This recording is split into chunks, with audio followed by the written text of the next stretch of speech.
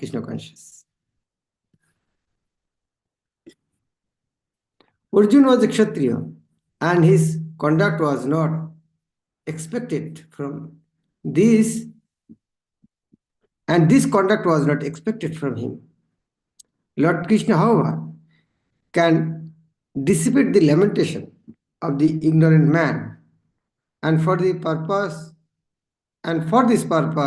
the Bhagavad Gita was sung by him. So this is the purpose of Bhagavad Gita. What is the purpose of Bhagavad Gita? Dissipate the ignorance. This is the purpose of Bhagavad Gita. This chapter instructs us in self-realization by an analytical study of the material body and the spirit soul. That is why this chapter is called Shankha, calculation. Shankha means analytical study. So, this chapter instructs us in self-realization by an analytical study of the material body and spirit soul, as explained by Supreme Authority, Lord Krishna, Lord Sri Krishna. This realization is possible when one works without attachment to fruitive results and is situated in the fixed conception of the real self. Now, what Krishna is saying? Vast space, Krishna. In the first chapter, he told, yes, see your shoulders. Now, Krishna is imparting knowledge. Sri Bhagavan Vacha. Kutastha kashmalamidam vishame samupastitam anarja jushtam asargam akriti karmarjuna. Sri Bhagavan Vacha. The Supreme Personality of Godhead said, Kutaha, where from? Ta, unto you. Kashmalam, dirtiness. Idam, this type of thing. What is this? This type of lamentation. Idam means this, but this type of lamentation. Vishame samupastitam. Visham. Visham means in this hour of crisis, Visham Paristiti. Precarious situation. Why precarious situation? After blowing conch shell, he is still. It is not the time for telling this type of discussion. So this is Vishama. Samupasti arrived in this hour of crisis. And this is Anarja Jushtam. Anarja, persons who do not know the value of life. Jushtam, practiced. By this type of thinking, one will get Asarga. Asarga means Asargam, which does not lead to higher planets. Asargam, not Sharga. That means it will lead to lower planet. Asargam, Akirtim, infamy. Karam, the cause of Arjun. Why Krishna is giving Asargam Akirtim? Why these two words? This Asargam Akirtim. Why Krishna is giving these two sentences? Like he said, this type of Anarja. Anarja is thinking about Asargam and Akirtim. Arjun, you are like Asargam Akirtim. Why Krishna is saying this Asargam and Akirtim? Why is it Asargam and Akirtim? Any doubt? Any? Okay, Gaurangi. Hare Krishna Maharaj Dandavat Prana. I think because Arjun was saying that Adharma Bhavavat Krishna Pradushanti Kulastriya Stri Sudushta Suvarshne Jayate Varna Shankara. So Asarga means if you live, Akirti. If you die, Asarga. Both the places. Asarga Akirti means in the fight, two things may happen. You may die, they'll go to hell, Asarga. And if you live, you have to live with blasphemy, Akirti. So Asarga Akirti means both places you will be loser. The Supreme Person of Godhead said, my dear Arjuna, how have these impurities come upon you? They are not at all befitting a man who knows the value of life. They lead not to higher planets, but twin flame. Krishna and the Supreme Personality of Godhead are identical. Sometimes when you say Krishna, Krishna, sometimes other devotees, why always saying Krishna, Krishna? Prabhupada said, Krishna means God, God means Krishna. So what is the problem? If you say God, so what is the problem of saying Krishna? Krishna means God, God means Krishna. Krishna and the Supreme Personal Godhead are identical. Therefore, Lord Krishna is referred to as Bhagavan throughout the Gita. A very powerful point. Here Krishna said, it is a Dhritarashtra Uvacha, Sanjaya Uvacha, Arjuna Uvacha. Here is not Sri Krishna Uvacha. Here it is said, Sri Bhagavan Uvacha. Who is saying? Here Vyasdev is saying. Actually, Sanjaya is saying, but who's compiling the book? So Vyasdev is compiling this book and Vyasdev is giving this Sri Bhagavan Uvacha. That means if we want to read, we should understand the mood of the writer. So here the speaker, this Vyasdev, wanted to tell us Dhritarashtra, Sanjaya, Arjuna, they are human beings. But Krishna is not human being. Sri Bhagavan Uvacha. So if we want to read Bhagavad Gita, first we have to mentally make up that Krishna is the Supreme Personality of Godhead. Otherwise we will not understand. Bhagavan is the ultimate in the absolute truth.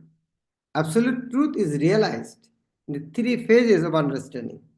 Namely Brahma, the Paramat, the Brahma or the impersonal, all-pervasive spirit, Paramatma, or the localized aspect of Supreme within the heart of all living entities, and Bhagavan, or the Supreme Personality of Godhead, Lord Krishna.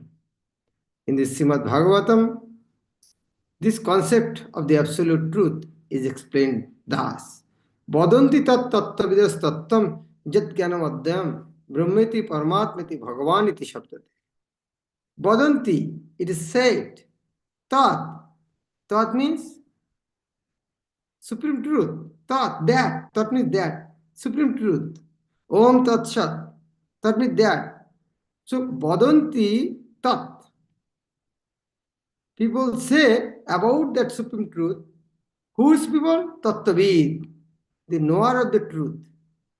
So vadanti tattvavid, the knower of the truth, they tell that the absolute truth, though it is tattam jadganam adhyam, though it is advaya, not two, non-dual, the supreme truth is not two. Still, Jat Jnanam Adhyam. Adhyam means not two. Jat Jnanam, the knowledge is not two. But still they are telling Brahmati Paramati Bhagavan. So though the supreme truth is one, non-dual, not two, still those who know the truth, they explain it three ways. Though Samusya is one sum is one, but it has smell, it has beauty, it has taste also. But though it is one, but different people will experience. Oh, it is very tasty. Oh, it looks very nice. Oh, it smells very fragrant.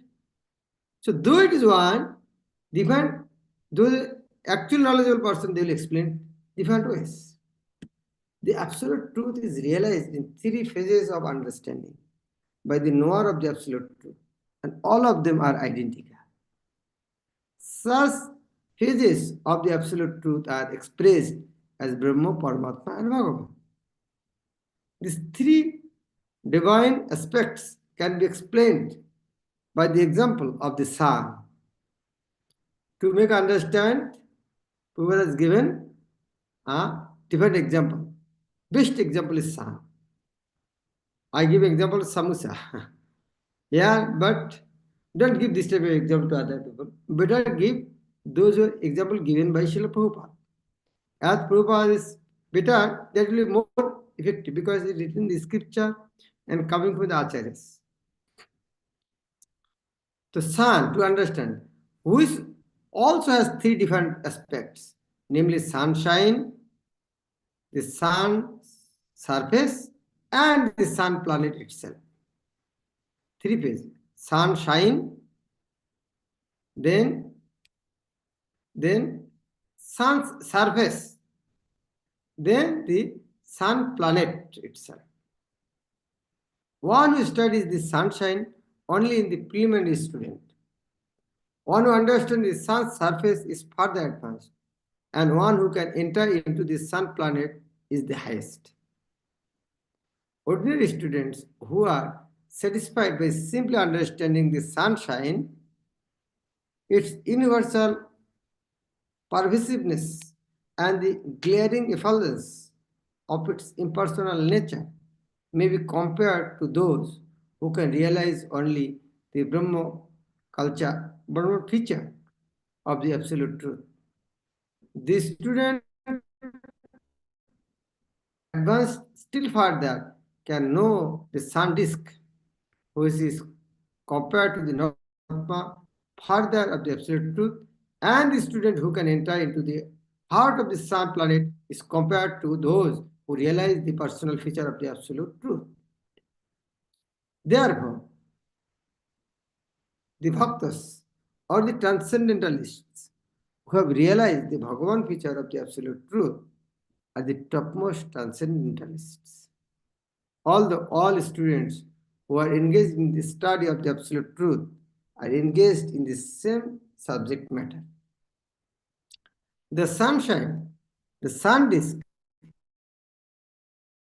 and inner affairs of the sun planet cannot be separated from one another, and yet the students of the three different phases are not in the same category.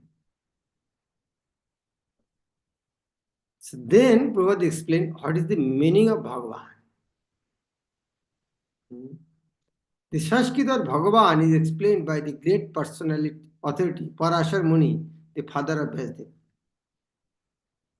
The Supreme Personality who possesses all riches, all strength, all fame, all beauty, all knowledge, and all renunciation is called Bhagavan. Parashar Muni, Oishajyasya Vijyasya Jasasya, Oishajyasya Samagrasya, Vijyasya Jasasya, Jnana Vairagyasya, Shanangit Bhagavan. There are many persons who are very rich, very powerful,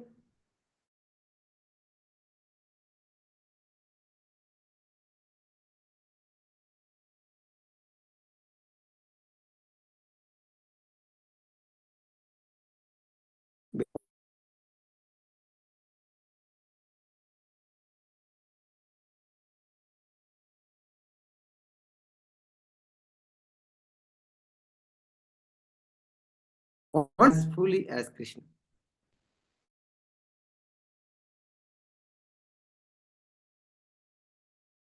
Lord Krishna is the Supreme Personality of Godhead, Govindam Adipurusham. No one is equal to him or above him. He is the primordial Lord.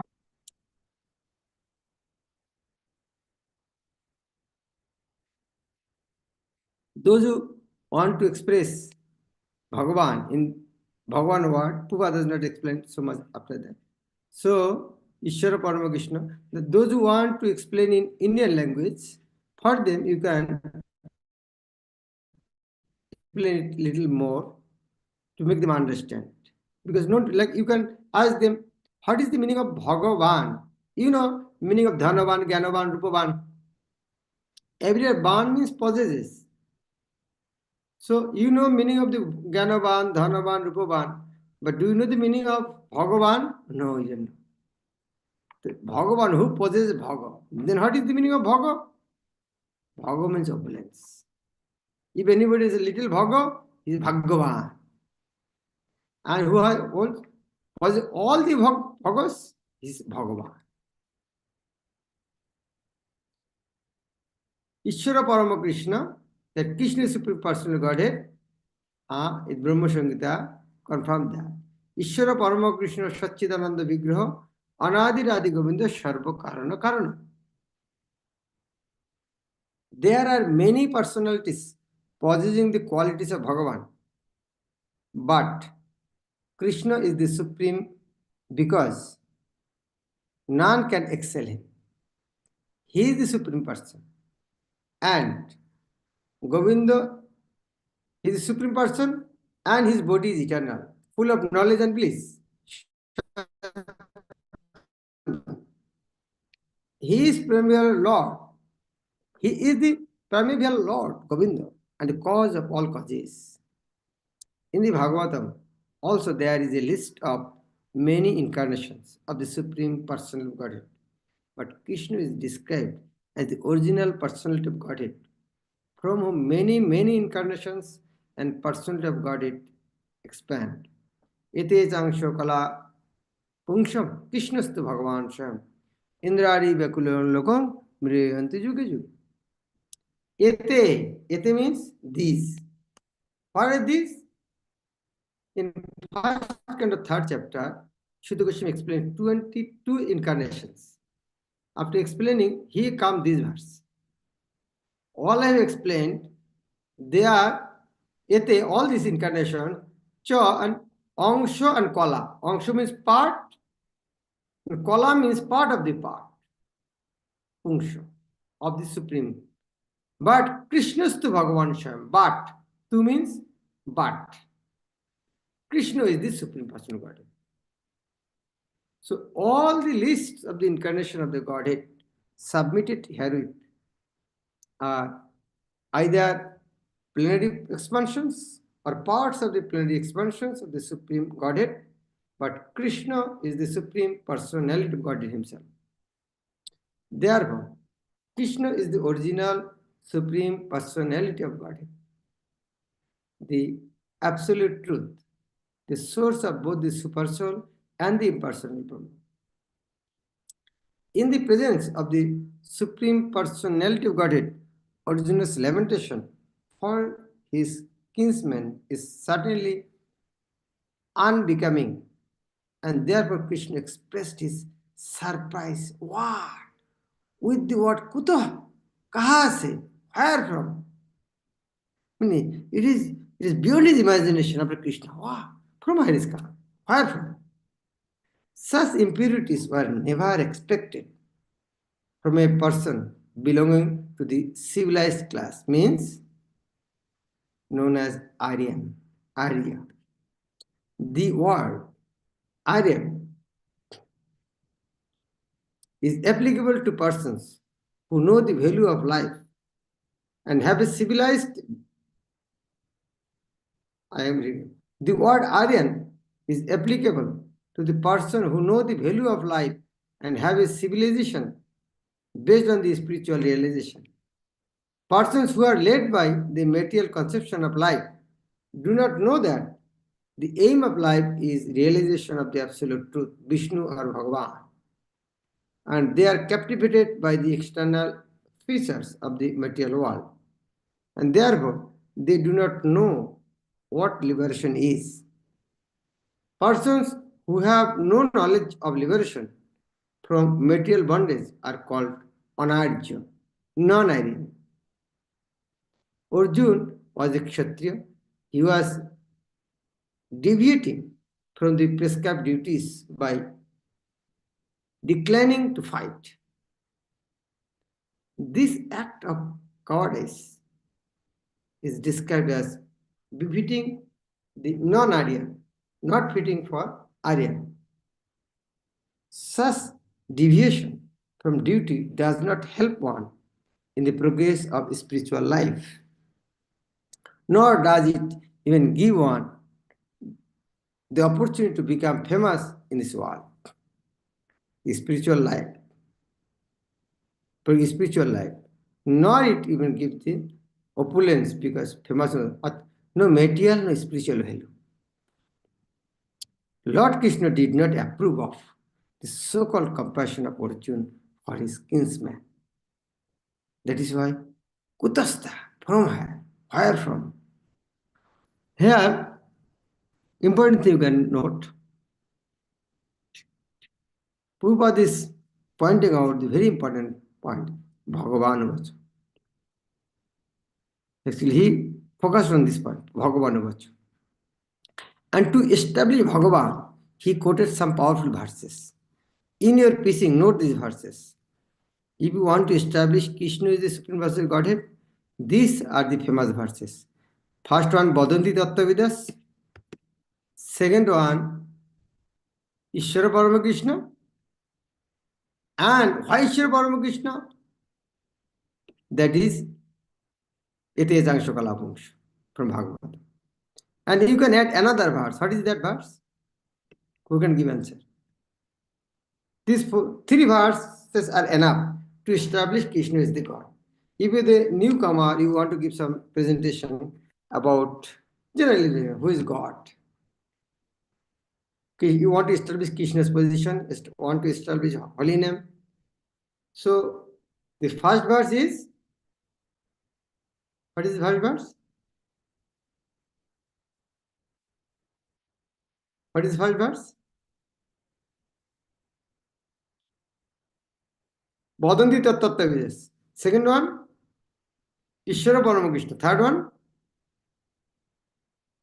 Etejangsha Kalapungsha. Another verse you can add. What is that? Gaurangi. Hare Krishna Maharaj, Dandavat Pranam. Maybe Harinama, Harinama, Harinama. Thank you. Yes, you can give, but at last.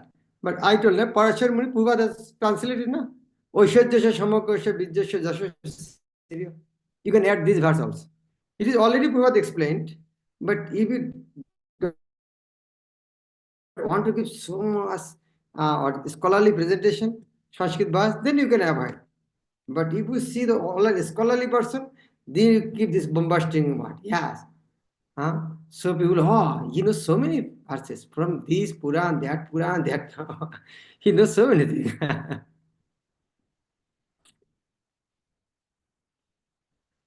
Okay, thank you very much. Though is Bhagavad Gita, we read so many times, but we read in association with the devotees. Another, you can see another example Prabhupada has given here. To understand God, sun, shine, then sun surface, and sun, planet. Normally we give example, sunshine, sun globe, and sun god. So, Prabhupada is giving here sunshine, sun surface, and sun globe, not being sun god. So you have to see the audience. If audience is grossly materialist, if you say sun god is some person is there, it is very difficult to convince them. Better don't touch the sensitive issue. You can tell that much. The sun surface, the sunshine, sun surface, and inside something. That much you can understand. But unnecessarily giving this type of information, he may build or he can stack up. Oh, this all are sentimental, they don't want to understand. So you have to see the level of the audience that you can present. Hare Krishna. Okay, Anubhav.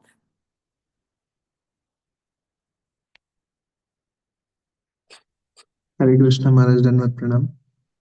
Maharaj, in the Wednesday lecture, you were reading the text 43 text. So in that it was mentioned there is a system in the one ashram institution by which before death one has to go the process of atonement for his sinful activities, prayashchit. So what process Prabhupada is talking about here? Like what prayashchit process? So many processes are there. But if you read Bhagavad Gita, Srimad Bhagavatam first canto, sixth canto, there it is mentioned, Prashchit is a regard for the devotees. Prashchit likes bathing of the elephant. So a real Prashchit is coming to the real knowledge. That is real Prashchit. We are doing Prashchit, Prabhupada given three more examples. Who can remember? To make us understand. 3 examples. Not to go atonement. Who knows these 3 examples? One is Someone is stealing, going to the jail, stealing, going to the jail. Going to the jail is prashchit, but he does not know, I have to stop stealing. One example. Second example is the Christians go to the church and beg forgiveness, again going mush. And third one, our devotees. Nam bole paparar. Nam no bolat jishu pabuddhi.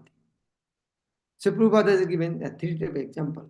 To under this type of prashchit is not, if it's like a bathing of the elephant. Okay, Chittarisham. Hare Krishna Maharaj, Dant Pranam Maharaj. Yes, thank you very much for such a deep class. Everything you are explaining so nicely. Maharaj, my question is that the Aryans are that class of persons whose civilization is based on spirituality, like. So in the theory of Aryan origin, there is disputed theory in our education also, where he says that origin of Aryans is disputed. Like some people claim, some other Max Muller says something also, and Bal Gangadhar Tilak also says that Aryans came from northern part. So uh, basically Aryans of Indian origin only, or that is like. Aryan means cultured people. Like, what does it mean Harijan? Harijan means Harijan, Vishnujan. The Jan means people. Harijan means devotee of Hari. But Mahatma Gandhi, still the lower class people, they are Harijan. Nowadays, those handicapped, they are Dibbangan. Dibbang. So just to satisfy them, it does not mean Dibbangu means handicapped person. To make them happy, the Dibbangu. How the handicapped people become Dibbangu? If it is Dibbangu, do you want to become Dibbangu? Is Dibbangu? The Dibbangu means transcendent or handicapped. So Aryan means cultured people. But if somebody is using their name non-cultured, what to do? But actual meaning of Aryan means cultured people who follow the Vedas. Who is using this word is not, that is, it's up to them. Thank you, Maharaj. Okay, thank you very much. Srila Prabhupada ki Bhagavad Gita Jatha Gauravai.